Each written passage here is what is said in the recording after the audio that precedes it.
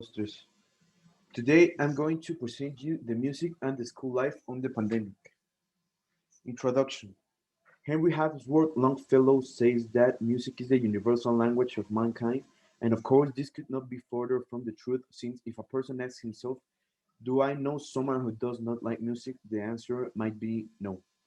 For a young person who is studying and is daily under considerable stress in addition to being confined to a desk at home, music could be a completely viable means of coping with the circumstances that currently afflict him. That is why a methodology was designed to define which people consider that music helps them to move forward. Context. On March 16, 2020, the Ministry of Health announced the implementation of the National Healthy Distance Strategy to function as a preventive measure against the spread of COVID-19 virus. Because of this, non-essential activities, including face-to-face classes, are suspended indefinitely. In this way, and months later, many people are still trying to understand how life changed so drastically in such a short time.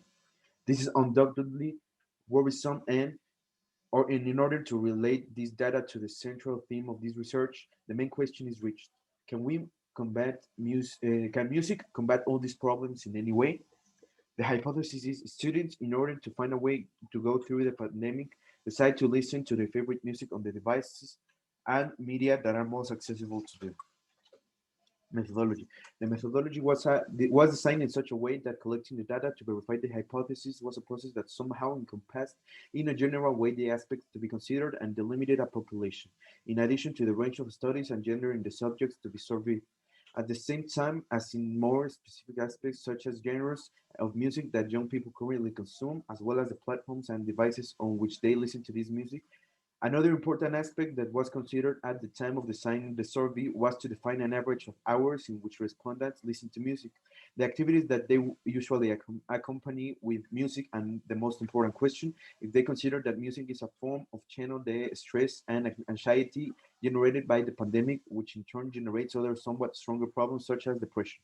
The methodology was condensed in a survey conducted on Google Forms platform and was disseminated through social networks such as WhatsApp and Facebook.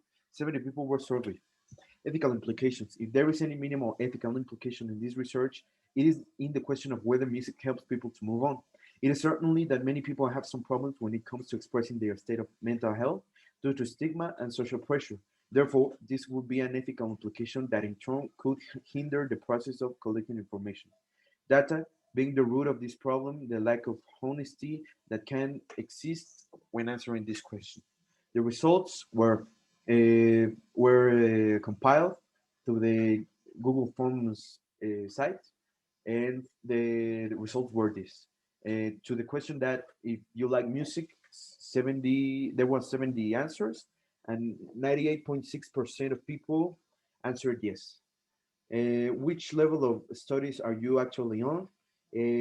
Well, to resume, 68.6 people are on Prepatech, and the rest are postgrade or university and high school. If it is the case, which platform you use to do streaming?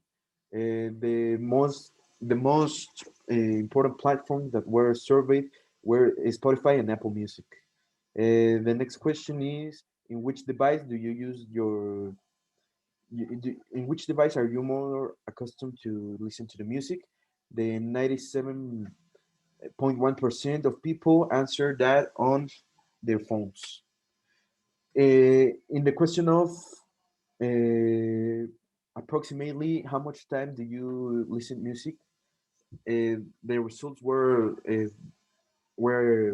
different, but the most people answered that between 2 and 4 hours they listen to music. That's 32% of the people. Would you say that the music helps you to stress you and move on? 100 of people, or every 70 persons answered yes. In which moments of the day are you accustomed to listen to music? The most of the people answered that on during their homework, 48.6%. That was the percentage. And do you listen to playlists that you make yourself, or do you listen to what the algorithm recommends you? 87.1% of people answered that they listen what they want. And in the question that says which are your three favorite genres, the most of the people answered that reggaeton, pop, and rock were their favorite genres. An analysis of the results. For this section, it is necessary to find some type of inferential statistics that shows that there is not a totally close relationship between the time in which students consume music on average and the activity they do.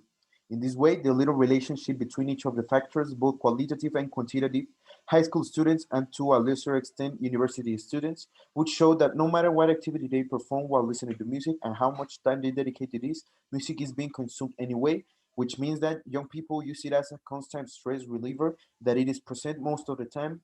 I reiterate, no matter what they do or how they long they listen to it. Therefore, it is resolved that the inferential statistic method that could successfully demonstrate this proposition is the single factor ANOVA, since when obtaining the expected results, thanks to the lack of relationship between the two variables, the result could be achieved. To add, a histogram was created, which shows that homework is one of the moments that takes the most time for students when listening to music, which could add to the result that music helps to de-stress students when they do related activities to school, as one of the main stressors in this pandemic, in addition to confinement and social isolation. Finally, the ANOVA test process was carried out, which led us to the positive test of the thesis, since the value of P was successfully greater than 0.05, which would prove the lack of necessary relationship of the variables that are already proposed.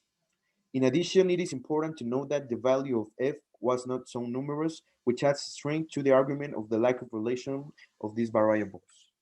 To conclude, it is already evident in a concrete way that the students do not assign an average time in any given activity to listen to music, which added to the results obtained in the question that asks whether they consider music to be a stress reliever.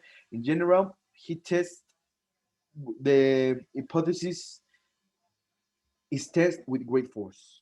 The students consume hours and in any activity that they carry out during this confinement to reduce their stress levels and be more positive. In addition to specifically analyze the process of carrying out this work, it can be concluded that some errors regarding the formulation of the questions caused the main problem, which was the lack of variables to carry out a more in-depth analysis using the necessary statistics, since this cohesion was not very perceptible. However, the end result is, in my opinion, satisfactory. With regard to the future work, it is stated that a sound second survey is being carried out with more specific questions that give rise to a firmer data collection and therefore somewhat clearer results. Thank you.